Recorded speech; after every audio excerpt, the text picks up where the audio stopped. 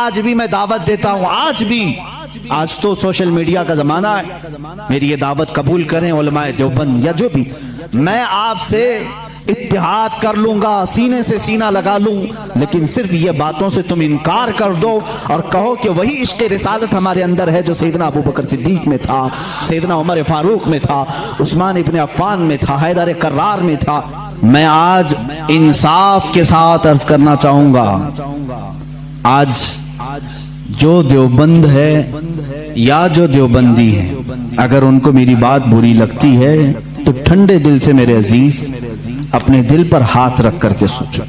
آؤ میں تمہیں دعوت دیتا ہوں، آؤ ہم ان تمام چیزوں پر جمع ہو جاتے ہیں جو صحابہ اور تابعین سے تھی۔ کوئی نئی بات تم اپنی کتاب میں نہیں لاؤ گے، کوئی نئی بات میں اپنی کتاب میں نہیں رکھتا، آؤ اتحاد کرو، میں اس اتحاد کا اعلان کرتا ہوں، لیکن جو نئی باتیں آئی اس کا تم انکار کرو گے،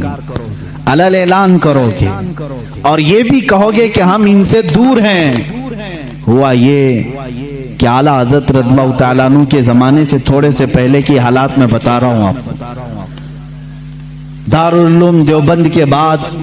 4 علماء میں صاف آج عرض کرتا ہوں جن کی کتابوں سے پوری امت میں تنازع پھیل گیا، اختلاف پھیلا، لوگ ہم کو اختلاف کا فتویٰ دیتے ہیں، اگر نہ یہ کتابیں آتی نہ یہ کوئی فتوے آتے۔ کتابیں لکھی گئی، کتابوں میں اچھی باتیں تھی، حضور صلی اللہ علیہ وسلم کی سیرت پر بھی کچھ کتابیں لکھی گئی، اللہ کی شان میں لکھی گئی، بہت ساری باتیں اچھی تھیں، لیکن بیچ میں چل کر کچھ عبارتیں ایسی کہ لڑکھڑا گئی، اور وہ اتنی لڑکھڑا گئی کہ عام مسلمان بھی اسے بولنا پسند نہیں کرے گا۔ براہین قاطعہ کتاب کا نام بول رہا ہوں، تقویت الایمان کتاب کا نام ہے، تحذیر الناس کتاب کا نام ہے، حفظ الایمان کتاب کا نام ہے۔ یہ وہ کتابیں جو آج چھپی نہیں ہیں، مارکیٹ میں چھپی ہیں، ابھی بھی موجود ہیں، انہی کتابوں کی عبارات کی وجہ سے ہی تو یہ تنازع پھیلا پورے امت میں، اختلافات۔ اہل سنت و جماعت متحدہ متفقہ ایک ہی جماعت تھی بر صغیر میں، ان کتابوں کے آنے کے بعد ہوا کیا؟ ایک کتاب میں لکھا گیا اللہ جھوٹ بول سکتا ہے، نئی بات تھی۔ اس بات پر آج تک امت نے کبھی کسی بھی شیخ کسی بھی بزرگ سلف صالحین سے مجھے عبارت لا کر کے دکھاؤ اس سے پہلے کوئی بات ہوئی تھی؟ پھر ایک کتاب میں عقیدہ توحید کو بیان کرتے ہوئے مولوی اسماعیل دہلوی صاحب نے یہ تک لکھ دیا، حضور صلی اللہ تعالیٰ علیہ وسلم کا خیال نماز میں آنا گدھے اور بیل کے خیال سے بدتر ہے۔ یہ نئی بات تھی کہ نہیں تھی؟ اور جا کر کے کراس ویریفیکیشن کر لینا، اگر میں جھوٹ بولوں تو میرا جبہ پکڑ لینا اور جو سزا دے سکتے ہو دو۔ میں یہ لفاظی نہیں کر رہا ہوں اور نہ پھکائی کر رہا ہوں، یہ جملے آج کتاب میں موجود ہیں۔ تقویت الایمان میں حفظ الایمان کتاب آئی، اس میں مولوی اشرف علی صاحب نے حضور صلی اللہ تعالیٰ علیہ وسلم کے علم غیب پر بحث کرتے کرتے یہ کہہ دیا، حضور کے علم غیب کی کیا تخصیص یعنی ان کی کیا خصوصیت ہے؟ اتنا علم غیب تو زید کو، پاگلوں کو، بچوں کو، بلکہ جانوروں کو بھی حاصل ہے۔ شیطان کا علم غیب تو قرآن سے ثابت ہے، انہوں نے کہا شیطان کا علم غیب قرآن سے ثابت ہے، حضور صلی اللہ علیہ وسلم کے علم غیب کی کیا خصوصیت ہے؟ یعنی برابر ہو گئے، شیطان کو جتنا علم ہے اتنا ہی محمد صلی اللہ علیہ وسلم کو۔ میرے عزیزو، کیا یہ باتیں دل پر نہیں لگتی مسلمانوں کے؟ یہ عبارتیں آئی، کتابوں میں لکھی گئی، اور بڑا فتنہ یہاں سے بھی ہوا مولوی قاسم نانوتوی صاحب کی کتاب سے، کہ انہوں نے یہ بھی لکھا کہ بالفرض بعد زمانے نبی کے اگر کوئی دوسرا نبی پیدا ہو گیا تو حضور کے خاتم النبیین ہونے میں کوئی فرق نہیں آئے گا، یعنی کوئی دوسرا نبی پیدا ہو سکتا ہے اگر ہو گیا، اگر مگر کی بات ہی چھوڑو، جب حضور نے 1400 سال پہلے کہہ دیا، فرما دیا کہ میرے بعد کوئی نبی نہیں ہو سکتا تو نہیں ہوگا، آپ کتاب میں یہ نئی بات لکھنے کی کیوں ضرورت پیش کی؟ آپ کو کیوں ضرورت پیش آئی کہ اگر اب کے زمانے میں بھی کوئی نبی آئے گا تو حضور کے خاتم النبیین ہونے میں کوئی فرق نہیں آئے گا؟ تو آپ کی اس بات سے پتہ نہیں کتنے محلوں میں کہاں کہاں کوئی نبی ہونے کا اعلان کر دے گا۔ عزیزان گرامی وقار، یہ کتابیں پورا کا پورا ہندوستان ایک کھلبلی مچا چکی تھی، کوہرام بپا تھا، تنازعات میں گر گئے۔ قادیانی اپنے نبی ہونے کا اعلان کر رہا ہے، ادھر ایک نیچری فرقہ ہے علی گڑھ سے جو قرآن کے معجزات کا انکار، حسیات کو صرف ماننے والا، نیچر کو صرف ماننے والا اور مغیبات کو نہیں تسلیم کرنے والا، اور ایک طرف عظمت رسالت صلی اللہ تعالی علیہ وسلم، رسول کریم صلی اللہ تعالی علیہ وسلم کے متعلق یہ سارے جملے آ رہے ہیں۔ چلو 100 سال کا عرصہ گزر گیا، آج بھی میں دعوت دیتا ہوں، آج تو سوشل میڈیا کا زمانہ ہے، میری یہ دعوت قبول کریں علماء دیوبند یا جو بھی، میں آپ سے اتحاد کر لوں گا، سینے سے سینہ لگا لوں، لیکن صرف یہ باتوں سے تم انکار کر دو اور کہو کہ وہی عشق رسالت ہمارے اندر ہے جو سیدنا ابو بکر صدیق میں تھا، سیدنا عمر فاروق میں تھا، عثمان ابن عفان میں تھا، حیدر کرار میں تھا، رضوان اللہ تعالی علیہ مجمعین۔ جو مشائخ اہل سنت نے ہمیں محبت رسول اور تعظیم رسول سکھایا ہے اسی پر ہمارا اتفاق ہے، آؤ میں سینے سے سینہ لگانے کو تیار ہوں۔ ہم کون سا اختلاف چاہتے ہیں آپ سے؟ ہم کون سا اختلاف چاہتے ہیں؟ ہمارا یہ ایک بات یاد رکھ لیں، اگر میں آج نام لے کر کے کسی کو کہہ رہا ہوں تو صرف اس لیے کہ ہمارا دین ہی یہ کہتا ہے جو ان سے نا آشنا ہو اس سے ہمارا کوئی تعلق بھی نہیں، ہمارے رشتے ناتے اگر ہیں تو صرف عظمت رسالت سے جڑے ہوئے ہیں، جو نبی کا ہے وہ ہمارا ہے۔ اسی لیے سرکار مرشدی پیر و مرشد تاج الشریعہ رحمت اللہ تعالی علیہ نے فرمایا ہے، نبی سے ہو جو بیگانہ اسے دل سے جدا کر دے، نبی سے ہو جو بیگانہ اسے دل سے جدا کر دے، پدر مادر برادر جان و مال ان پر فدا کر دیں، اسی وقت ایمان کو پہنچو گے، اسی وقت ایمان کو پہنچو۔ اب یہ حالات میں بتا رہا ہوں آپ کو، انڈیا کے، ہندوستان کے، اکھنڈ بھارت کے حالات، مسلمانوں میں تفرقہ پیدا کیا انگریز، اور انہوں نے اپنے مال، اپنی حکومت، اپنی سلطنت کو پھیلانے کے لیے، بہادر شاہ ظفر کا قتل ہو چکا تھا،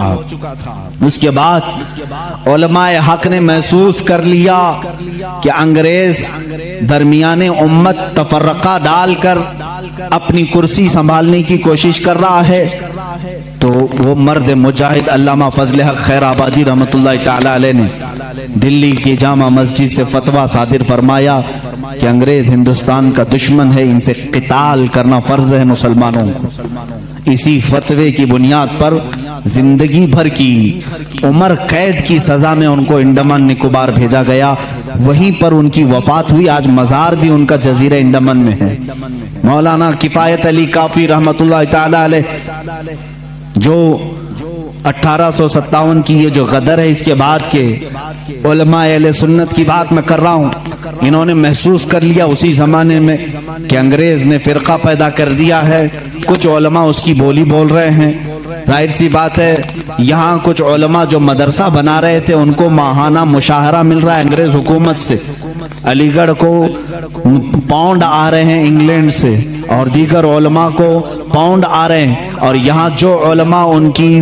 ان خرافات کو بیان کر رہے ہیں ان کو پھانسی پر چڑھایا جا رہا ہے۔ مولانا کفایت علی کافی رحمت اللہ تعالی علیہ جن کے اعلیٰ حضرت بھی بڑی عزت فرمایا کرتے تھے، وہی کفایت علی کافی جنہوں نے اپنی ایک نعت میں کہا تھا، کوئی گل باقی رہے گا نہ چمن رہ جائے گا، پر رسول اللہ کا دین حسن رہ جائے گا، اطلس و کم خواب کے پوشاک پہ نازاں نہ ہو، اس تنے بے جاں پہ خاکی کفن رہ جائے گا۔ یہ جو نعت انہوں نے لکھی تھی اس وقت جب آپ کو پھانسی کے پھندے پر چڑھایا جا رہا تھا، یہ مولانا کفایت علی کافی، پھر مولانا عنایت احمد کاکوروی رحمت اللہ تعالی علیہ جن کو جیل کی سلاخوں کے پیچھے انگریزوں نے بند کیا، اس ایک عالم ربانی نے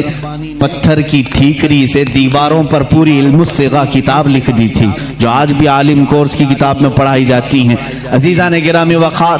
اگر انگریز کو उलमा से मोहब्बत थी और वो मदरसे की संगे बुनियाद में आ रहे थे, तो इन उलमा के साथ वो काला पानी की सजाएं और मौत और फांसी की सजाएं क्यों दे रहे थे? आप समझा करें, कुछ उलमा को वो शहीद कर रहे थे और कुछ उलमा को वो पैसों से पाल रहे थे। ये हालात बड़े दिगरगूं थे, उम्मत में तफर्रका इख्तिलाफात आ चुके थे। अब ये वो जमाना था, नेचरियत अपने पांव फैला रही है, कादियानियत अपने पांव फैला रही है, दहरियत अपने पांव फैला रही है, और एक तरफ गैर मुकल्लिदियत भी अपने पांव फैला रही है। हिंदुस्तान की सरजमीन जो अहले सुन्नत व जमात का कहवारा थी, औलिया का मरकज थी, ये ख्वाजा हिंद का हिंदुस्तान था, ये महबूब इलाही की विरासत की जमीन थी। यहाँ साबिर कलियरी के मुजाहिदात थे, यहाँ बाबा फरीद के नगमे थे, यहाँ पर औलिया कामिलीन का गुलशन था, ये तमाम सूफिया कामिलीन के परवरदा मुरीदीन का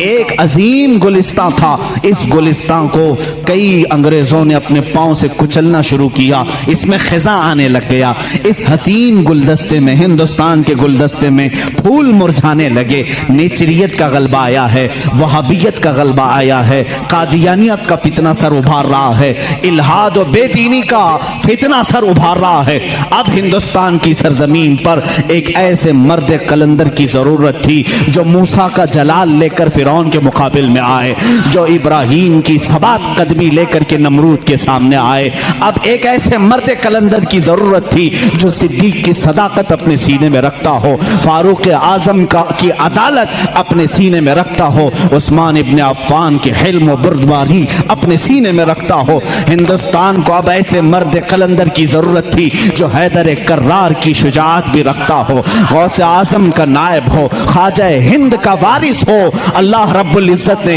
हिंदुस्तान के सुन्नी मुसलमानों पर वो एहसान अजीम फरमाया जब सूफिया के मरकज और औलिया कामिलीन की खानकाहें आवाज देने लगी, इलाहा अब हिंद का क्या होगा? यहाँ तो अब चादरें नहीं, अब गागरें नहीं, यहाँ औलिया की बारगाह में आने से रोका जा रहा है, वसीले को शिर्क, इस्तिमदाद को कुफ्र कहा जा रहा है, अजमत रिसालत पर हमले हो रहे हैं, नमाज में रसूल के ख्याल आने को बुरा भला कहा जा रहा है, पीठ पीछे की खबर ना होने की हजूर के बारे में कही जा रही है। इलाहा अब कौन इस दीन का वारिस होगा, जानशीन होगा, मुहाफिज होगा, निगहबान होगा? आवाज आई गैर से। अल्लाह रब्बुल इज्जत ने पूरे हिंदुस्तान के इस साए पर एक ऐसी अजीम सल्तनत को बेदार फरमाया जिस सल्तनत का नाम हम यूं कहते हैं, मुल्क सुखन की शाही तुमको रजा मुसल्लम, मुल्क सुखन की शाही तुमको रजा मुसल्लम। जिस समत आ गए हो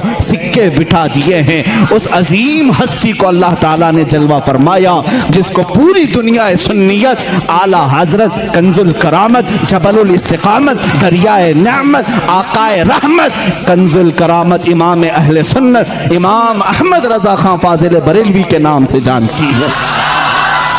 इसीलिए मैंने कहा अहमद रजा का ताज़ा गुलिस्तां है आज भी, खुर्शीद इल्म उनका दरख्शां है आज भी, सब उनसे जलने वालों के गुल हो गए चिराग, अहमद रजा की शम्मा फरोजा है आज भी। अजीज़ान गिरामी, उस इमाम अहले सुन्नत फाजिल बरेलवी की जिस घर में विलादत बासआदत हुई वो आम घराना नहीं था, इल्मी घराना था, बुजुर्गों का घराना था, तकवा और परहेजगारी के शिआर रखने वालों का घराना था।